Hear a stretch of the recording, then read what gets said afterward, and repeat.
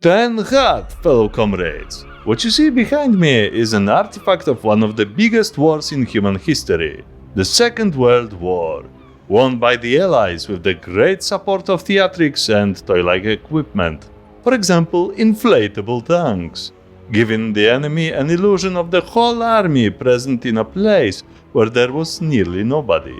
And that illusion was a mighty weapon kept secret by the USA until the mid-1990s, when it was officially declassified many decades after its spectacular use during the Second World War. Today we'll talk about the Ghost Army, 1100 American soldiers whose theatrical creativity in the art of deception helped win the war by the Allies. Are you ready to learn this secret? Follow me!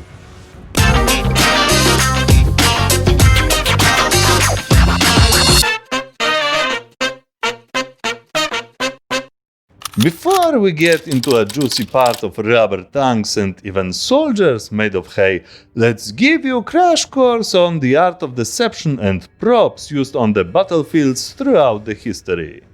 The first was of course Trojan horse, a peace offering to the Trojans made by Greeks, but Greek soldiers had been hidden inside of it. And when the Trojans pulled the horse behind the fortified gates, Greeks with Odysseus went out and took Troy. Later were many ancient and medieval tricks, like for example tying torches to the goat's horns in order to imitate marching warriors at night. The first notable military deception closer to our times was used in 1780 during the American War of Independence by future Americans against the English oppressors. American Colonel William Washington used a wooden pine log presented as a cannon and threatened to fire it unless loyalists barricaded in a barn surrendered, which they did. As you see, sometimes a wooden log is as good as a real weapon. Those dummy cannons were called Quaker guns, from the name of Quakers, a religious group opposing any violence. Those Quaker guns must have impressed the British Empire because it was them who were the first to use similar deception during the First World War and Second World War. British troops had successfully fooled the Axis in Africa by using dummy tanks, especially in a Battle of El Alamein in 1942, which granted the Allies an important victory. Another trick used by Brits in order to trick Germans and secure Normandy before D-Day, the day of Normandy landings, was misinformation. Its code name, Operation Bodyguard, consisted of Operation Fortitude. Operation Fortitude was divided into Fortitude North, creating rumors of Allied invasion on Norway, and Fortitude South, where Britons created not only hearsay of 1st United States Army Group, which was to attack French Calais, but also faked the whole formation in every detail. Yes, there was no 1st United States Army Group. And the attack at Calais was only a deception. All that was soused with fake radio chatter, intercepted German spies, double agents, and even paradummies. Yes, we dummies, puppets, saved many human lives. Dummies like the USA's Oscar and the UK's Rupert were dropped in places where the Allies wanted to draw German attention. We'll get back to my fellow army dummies later. All that impressed Americans to that extent that having better resources than surrounded and constantly bombed Britain, Americans developed their own special division to trick the Axis troops into believing that they fight with much larger Allied forces than those actually were. This division will be known as the Ghost Army.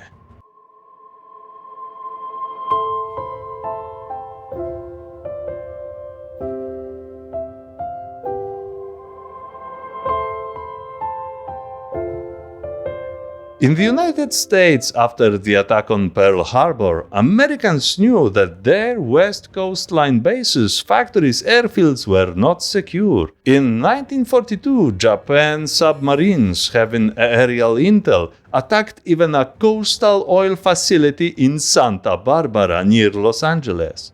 That is why Americans employed Hollywood specialists to create a diorama of the countryside that literally was placed onto those factories. That is Lockheed Factory in California, to hide key targets from the enemy reconnaissance planes. The same fear was in the East Coast, where German U-boat hordes hunted Allied convoys. It was a possibility of the attack from this side as well. So again, Disappearing Act was applied and could successfully trick high-altitude German reconnaissance planes. It was done by one of the units of the future Ghost Army, the 603rd Camouflage Engineer Battalion, that would be later renamed the 603rd Camouflage Engineers. Once the job on the American soil was done, it was time for American troops to create their magic in Europe.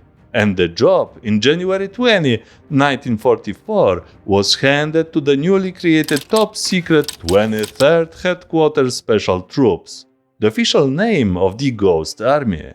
Soldiers who never got to wear their own patches, but wore many patches of others. It was the first mobile tactical deception unit in the history of American Army.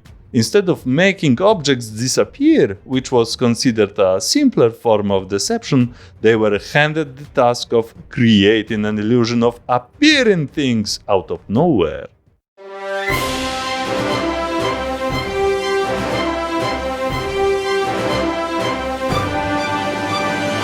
To begin is always the hardest part. No one knew how such a deception unit should operate, what should be trained, how to change a soldier into a magician. Officers commanding 32-ton Sherman tanks battalions were frustrated when suddenly their battalion consisted of rubber ones that weighed 42 kilograms, which is 93 pounds when fully inflated, which could be lifted by 4 men. The 23rd was formed at Camp Pine, New York, today's Fort Drum, and trained for overseas operation at Camp Forest, Tennessee. By the time of their arrival to France via the United Kingdom, the 23rd Headquarters Special Troops counted 82 officers and 1,023 enlisted men, giving in total 1,105 soldiers, whose job will be to pretend to be other even 20 times bigger army unit. The 23rd was made of 4 units. The largest was the mentioned 603rd Camouflage Engineers, whose many soldiers had previously participated in big-scale camouflage projects, like successful masking aircraft factory in Baltimore, Maryland, by using camouflage paint and nets. In the Ghost Army, they were responsible for visual deception. This unit consisted of artists, students of art schools, illustrators, designers, architects, people from advertising agencies. Some after war made their name very famous. I'll get back to it. They were equipped with inflatable tanks, jeeps, artillery, trucks and planes. They could make the whole tank formations, airfields or troop bivouacs appear in a matter of hours. Rubber, paint and air compressors were the main weapon. They sometimes used what they called special effects, wore self-painted patches of actual formations they impersonated, pretended to be generals and set fake command posts. Fun fact, they would get drunk in local bars and brothels in order to gossip about fake maneuvers to fool the enemy spies. The second unit was the Signal Company Special, the Radio Man. They handled radio transmission deception, the spoof radio. They impersonated actual radio operators of real units, misleading the enemy. Germans literally owned radio waves and intercepted nearly every transmission. But the Signal Company Special mimicked the individual manners of real radio operators so well that the enemy never discovered the fact that those were 2 different persons. They created the illusion that the real unit was around when actually it was miles away. so it was buying time for the actual military unit to maneuver and reach the assigned position. The third unit was the 406th Combat Engineers, stage makers for the other three units to perform on. They provided security, construction and demolition, digging tank and artillery positions. Another fun fact, they also did a little art. Since having bulldozers, they made fake tank trucks around inflatable ones. And finally, the 3132 Signal Service Company Special, the Sonic Unit. Guys who had sound effects and the whole army stationed in Fort Knox recorded on a wire. Wire, because before a tape was invented, a magnetic wire was used. Vinyl records had a little capacity and looped sound would be a dead giveaway.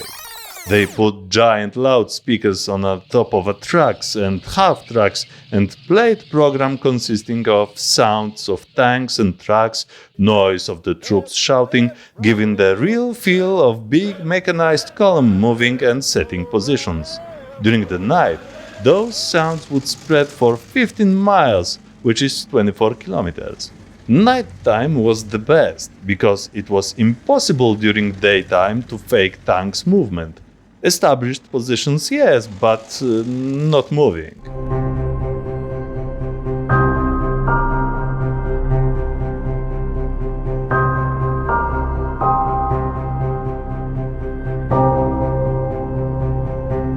Since secrecy is the key to deception, friendly troops were often deceived and mixed with a fake column, or landed on a fake airfield near the dummy planes. That was a validation of successful deception, because knowing how deception worked on the enemy was impossible to know until the enemy attacked or reinforced the positions where the 23rd did its magic.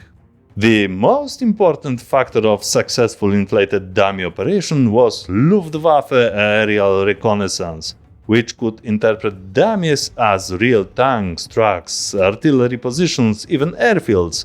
When dummies were insufficient, sound guys set their gear and played their tune. Sometimes deception consisted only of driving trucks to and fro on the loop through a city where German intelligence was known to operate. Two soldiers in the back of a truck under canvas cover gave the illusion of infantry transport. No one noticed that the same few trucks drove many times through the same place. Another thing they used, apart from visual, sonic and radio deception, were mentioned special effects. They were used to create the so-called atmosphere, the impression of ubiquitous US troops. To remind you, it meant impersonating officers, which was against army regulations, making and wearing fake patches, making fake car markings, setting up fake command posts, and visiting bars near the war's front lines, where drunk soldiers would loosen their tongues about the next funny movement of their army. They actually wore so many fake and real patches of impersonated regiments, units, and battalions that their uniform sleeves were torn. They, as I mentioned before, never wore their own patch. All that pretending to be members of a fake unit or a real unit deployed elsewhere was so good that Germans never discovered the deception. Did the funny army have any real guns? Yes, they did, but the biggest they had were a few 50 caliber machine guns. And not all soldiers were from artistic backgrounds. Some were miners, some policemen, some even bartenders. Side note, Torcy in France was the only town in the whole Europe that was formally liberated by the 23rd Headquarters Special Troops. Brits also had their deception unit, but since the UK was isolated and the resources limited, their gear was weaker than American. Their guns would get soggy easily during the night and their construction were more cumbersome. American dummy Sherman tank was the icon of the Ghost Army. Carried in a bag, consisted of inflatable tubes and could be fully set within about 20 minutes. At times, phony tanks were accompanied by real ones in order to grant authenticity. Sometimes they had to use bicycle pumps or lungs to set up a dummy. Sometimes strong wind took one or two tanks into the air.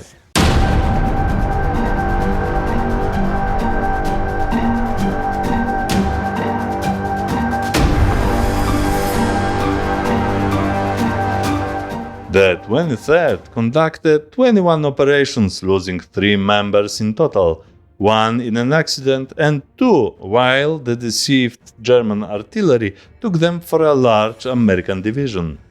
The Ghost Army landed in the United Kingdom shortly before D-Day, which took place on June 6, 1944. In England, they participated in the mentioned Operation Fortitude. A few weeks after D-Day, the Ghost Army troops landed in France. At the beginning, they took part in creating a fake port made to draw enemy artillery from the real one. The Ghost Army first misleading operation of covering movement of the 2nd Armored Division was at the beginning of July 1944, and it was neither a failure nor a success. However, this battle test taught the Ghost Army that deception requires also what I called earlier special effects. You remember, fake patches, officers, markings, right? They discovered that in order to convince the enemy that you are somebody else, you have to be that somebody and convince not only the enemy, but civilians as well, because among civilians, the enemy has its spies. At the end of August 1944, the Ghost Army was tasked with tricking Germans into capitulation of the city Brest. In short, the US Army forces should outnumber the Nazis to such disproportion that any resistance would appear futile. To achieve that, the Ghost Army created 2 phony tank battalions of the 6th Armored Division and added 3 fake artillery batteries that would fire flash ammunition, big firecrackers. This Operation Brest was a major success and failure in one. Success because the Ghost Army really fooled Germans about the major US forces preparing for an attack, and Nazis reinforced their positions where the Ghost Army was supposed to draw them. And yet it was a failure because 1. German forces were nearly twice as big as calculated, and 2. American command launched an actual attack in the same place the fooled Nazis reinforced the troops. It is speculated that this was an effect of the Ghost Army operation being too top secret for the other commanding officers. In mid-September 1944, in a tiny country of Luxembourg, the Ghost Army was handed one of the riskiest deception tasks in their career. They again were to impersonate the 6th Armored Division to plug a 70-mile, more than 100-kilometer gap. The situation was critical. US General Patton gained forces to conquer the city of Metz, but his north wing was uncovered and prone to Nazi attack in order to flank him. The Ghost Army had to pretend to be 20,000 men of mechanized division to prevent that. They applied their whole arsenal of tricks: sound, spoof radio, dummy tanks, fake command posts, etc. You already know that. They were given a short history about the 6th Armored Division, and they traveled to nearby towns to share it, gossip, in bars, public baths, and brothels.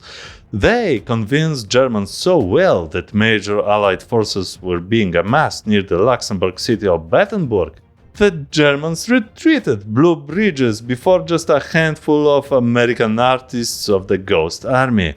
This was a major success. The last Ghost Army operation was Operation Viersen, conducted in the late March of 1945. The American 9th Army was getting ready to cross the last natural barrier before conquering the Third Reich, the Rhine River. The deceivers of the Ghost Army got a task of faking a crossing in a different place several miles away to draw the German army from the place where the actual attack was to take place.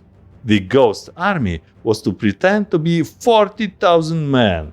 They were accompanied by 2 battalions of real infantry. They played their best sound effect hits day and night. Chatter of the spoof radio was constant. They used 600 inflatable tanks, special effects, the whole 9 yards. The Ghost Army deception worked so well that the Allies, while crossing the Rhine River, met very little resistance from the German army, and casualties suffered by the Allies were compared to a number of casualties during exercises, not actual war operation. After the Rhine, there was no need for deception. Nazis were in retreat, and soon after the war was over. The 23rd of June 1945 marks the day those phantom soldiers set sail for America. They served from England through France, Luxembourg, Belgium, Holland, and finally to Germany. As far as the inflated tanks and missile track dummies are concerned, they are still in worldwide use. But now they are more technologically advanced, imitate heat signatures to mislead drones and rocket systems. Also, materials are better. A tank can fit into a backpack.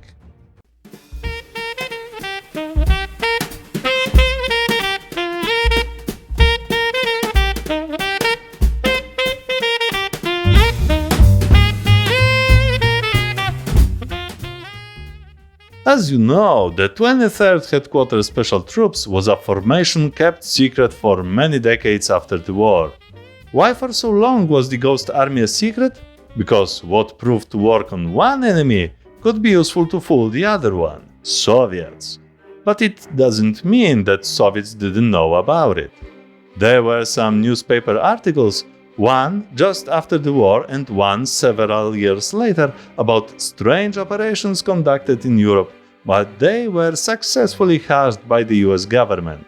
One that seriously violated the Ghost Army secret was the Smithsonian article in 1985, more than 10 years before the Ghost Army was officially declassified in 1996.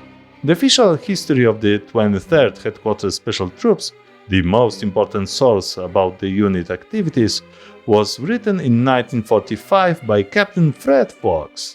So, no one knew about the famous fashion designer Bill Blass, or another designer of Marilyn Monroe's dresses, George Nardiello, or painter like Ellsworth Kelly, wildlife artist Arthur Singer, photographer Art Kane, who shot the iconic photo of 57 Harlem jazz musicians, or Jack Macy, who designed a famous kitchen from kitchen debate between Khrushchev and Nixon in American National Exhibition at Sokolniki Park in Moscow on July 24, 1959, and many more acknowledged artists were the ghosts from the 23rd Headquarters Special Troops.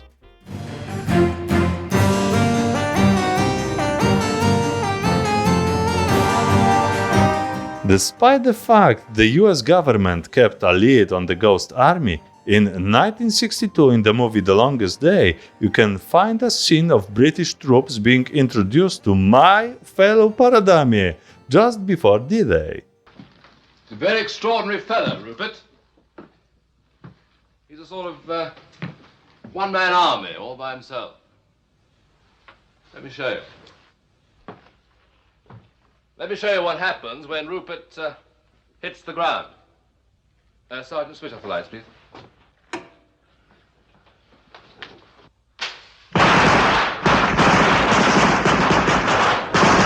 Real Paradamis Oscar and Rupert were not so cute as the one in the movie, but they saved many lives of real paratroopers during D-Day, and this 1962 picture, in my puppet opinion, is so far the only one to accurately hint the actions of the Ghost Army and what was really going on. Why only one? Because Michael Bay's 2019 movie Six Underground, starring Ryan Reynolds, flashes the Ghost Army patch here and there. Hell, Ryan even wears it in the poster. It is not what the Ghost Army did. They were masters of illusion and art of deception. They did not put their patch for everyone to see. Again, in my opinion, using actual Ghost Army patch logo in that movie is a big misuse and gives a false idea of who they really were. The legacy of the Ghost Army soldiers lies in the lives they saved by using their creativity to trick the enemy. As we know, they were not chosen to kill. Their performances were very risky and many of their illusions took place very close to the front lines. Fun fact, they had one of the highest IQ scores in the US Army. So, there you have it, a concise history of the Ghost Army. And now, don't be a dummy! Subscribe to us for new fascinating stories from history.